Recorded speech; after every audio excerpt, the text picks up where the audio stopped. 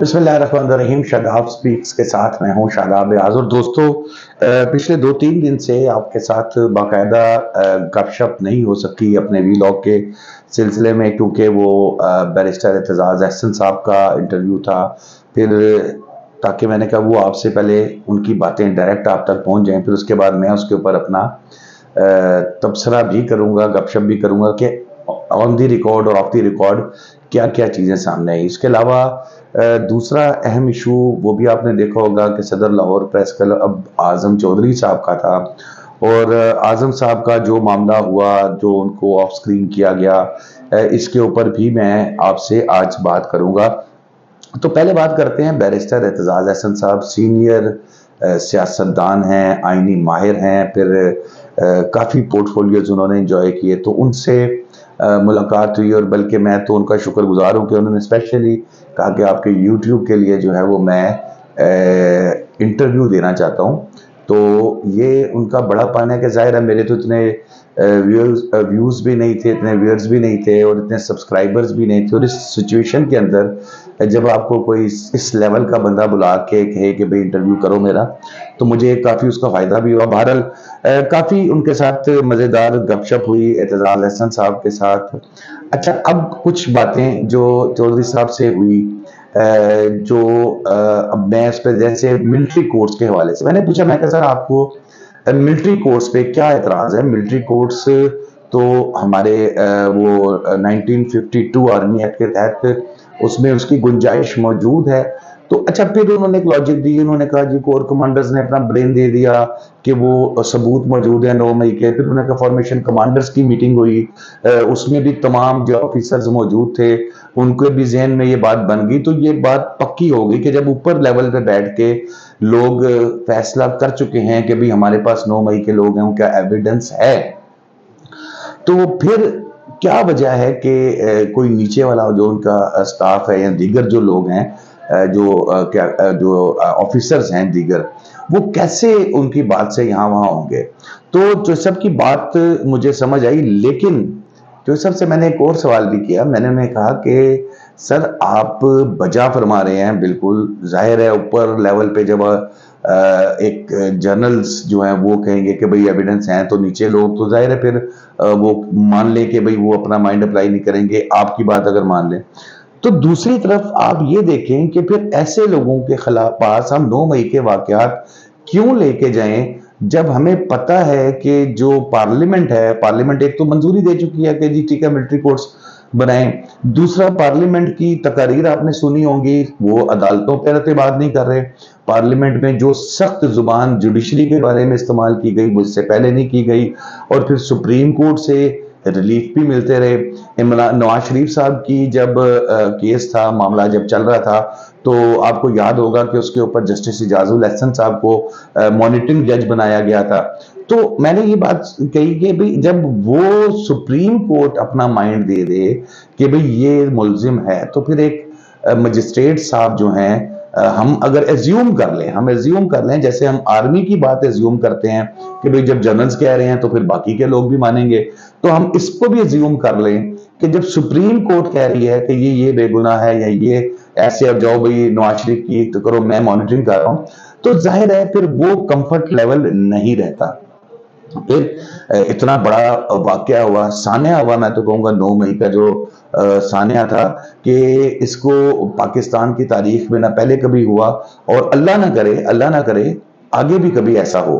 तो इसके लिए फिर क्या रास्ता निकाला जाए कि भाई यहाँ भी एतबार नहीं है, फिर आप वहां भी एतबार नहीं कर रहे। तो ये तो नहीं हो सकता कि उसमें जो मुलविस हैं या जो उस कॉन्स्पिरेसी के अंदर मुलविस हैं उन लोगों को दरगुजर कर दिया जाए, उन लोगों को छोड़ दिया जाए। तो ये भी आसान बात नहीं है, ये भी मुमकिन नहीं है। बहरहाल फिर उसके बाद इस टॉपिक पे तो ये इनकी बात हुई। फिर उसके बाद मैंने पूछा कि बिलावल साहब तो बड़े आपके सपोर्टर हैं, तो वजीर आजम कब उनको बनता देख रहे हैं?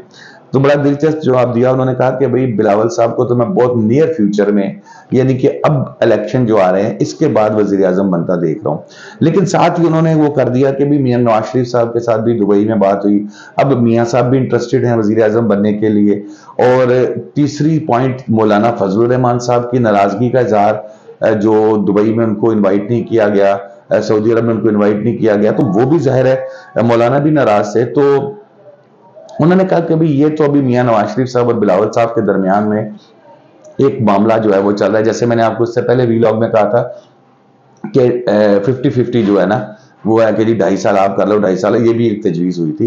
लेकिन जाहिर है मियां साहब का मौक़िफ़ ये है कि भाई मुझे तो काम ही नहीं करने दिया गया। मैं तो जब काम शुरू किया तो मेरे सर के ऊपर मुसल्लत थे लोग, और इमरान खान साहब, और मुझे ये एक सेकंड के लिए नहीं काम करने दिया गया, तो मुझे वो बारी दी जाए। एक तरफ देखा जाए तो मियां साहब का भी मौक़िफ़ दुरुस्त है, और काफ़ी हद तक जो है वो जरदारी साहब इसके ऊपर कन्विंस है, लेकिन बिलावल साहब का थोड़े से तहफ़्फ़ुज़ात इस पे हैं।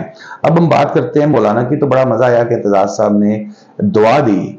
मैंने उन्हें कहा कि पीडीएम साथ रहेगी कि नहीं रहेगी, तो एतजाज़ साहब ने कहा कि जी मेरी दुआ है कि पीडीएम साथ रहे, क्योंकि मुल्क की सियासत है, ये मामलात लेके चलने हैं। फिर जिन्नात के हवाले से भी बड़ी दिलचस्प गुफ्तगू हुई एतजाज़ साहब से, मतलब काफ़ी कुछ मिला। कई ऐसी चीज़ें हैं जो अभी मैं आपसे शेयर कर रहा हूँ, फिर कई ऐसी चीज़ें हैं जो ऑफ द रिकॉर्ड हैं, वो मैं आपको मुख्तलिफ वीलॉग्स के अंदर ज़राए के मुताबिक करके शेयर करता रहूँगा, लेकिन जो इंफॉर्मेशन होगी वो ऑथेंटिक होगी।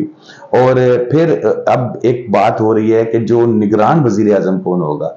अब निगरान वज़ीर आज़म के लिए नजम सेठी साहब का, मोहसिन साहब का, सॉरी वो मोहसिन साहब इस्लामाबाद वाले, उनका, फिर गौहर एजाज साहब का, ये मुख्तलिफ नाम आ रहे हैं। लेकिन मेरी इतलात ये हैं कि निगरान वज़ीर आज़म इनमें से कोई नहीं होगा। निगरान वज़ीर आज़म जो भी होगा वो टेक्नोक्रेट टाइप होगा, फाइनेंशियल एक्सपर्ट होगा। अब हफीज शेख साहब भी हो सकते हैं, इसके अलावा तो कई नाम है जो फाइनेंशियल एक्सपर्ट है। तो इस तरह का कोई होगा। एन मुमकिन है कि वो भी जहाज पे आए, केयर टेकर का वो निगरान का वो हलफ उठाए, फिर एक प्रोसीजर चलाए, जब तक चले चलाए, जब तक चले चलाए, उसके बाद वो वापस जहाज में बैठे और चला जाए वापस। एक तो ये पॉइंट है। दूसरी एक और बात जो मैं बड़ा जरूरी समझता हूँ, जिसका मैंने इब्तदाइये में भी कहा, कि सदर लाहौर प्रेस क्लब आजम चौधरी साहब के हवाले से कि वो पीटीवी में बिल्कुल मरियम औरंगजेब साहबा ने लंबी चौड़ी प्रेस कॉन्फ्रेंस की, दुरुस्त कहा कि वो तो एम्प्लॉय नहीं थे, कॉन्ट्रैक्ट के ऊपर वो थे वहां पर, और कॉन्ट्रैक्ट पे वो प्रोग्राम्स में जाते थे, उनको पे किया जाता था। अब सवाल ये नहीं है, सवाल ये है कि क्या आजम चौधरी साहब ने गलत सवाल किया। मीडिया की यही आवाज है कि पाकिस्तान में इस वक्त मीडिया आजाद नहीं है, पाकिस्तान में मीडिया को बोलने की इजाजत नहीं है। अब ट्वीट करते हुए भी डर लगता है, ठीक है। इस तरह तो किसी मार्शल में भी नहीं हुआ जो मौजूदा हुकूमत जितना टाइट इन्होंने किया। और मैं यकीन से कहता हूं कि आजम चौधरी साहब के उस सवाल के ऊपर कई मीडिया मालकान भी खुश हुए होंगे, क्योंकि उनको भी जाहिर है जब आपका गला दबाया जा रहा हो तो सांस तो फिर बंद हो रही होती है ना। तो मीडिया इंडस्ट्री, हम लोग वर्कर हैं, हम लोग रिपोर्टर हैं, जर्नलिस्ट हैं, हम आएंगे, हमने चीज रिपोर्ट करनी है, और अब हमें ही अगर कह दिया जाए कि ये चीज रिपोर्ट नहीं करनी, तो जाहिर है प्रॉब्लम होती है। तो और फिर एक इंपॉर्टेंट चीज ये है कि जो मरियम औरंगजेब साहिबा के लिए भी, कि बाकी तो आपके मामला चलते रहते हैं सियासत में, लेकिन जब आप मीडिया को टाइट करते हैं ना, तो सबसे ज्यादा बेइज्जती इंटरनेशनली उस वक्त होती है।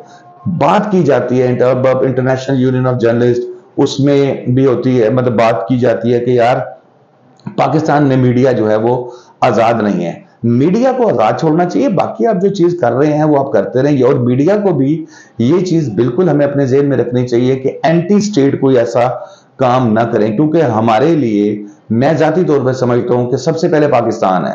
पाकिस्तान है तो हम हैं।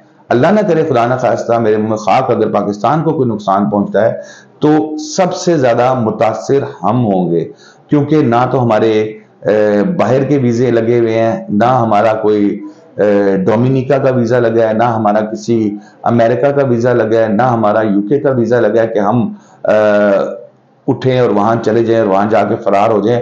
हम तो यहाँ से मरी जाने से पहले भी कई दफा प्लानिंग करते हैं, फिर कहते हैं यार काम बड़ा रहने दो। तो दोस्तों आज के लिए इतना ही। अगर आपने अभी तक मेरा यूट्यूब चैनल सब्सक्राइब नहीं किया तो इसको सब्सक्राइब करें, बेल आइकन को दबाएं। शादाब रियाज को इजाजत दीजिए। अल्लाह हाफिज।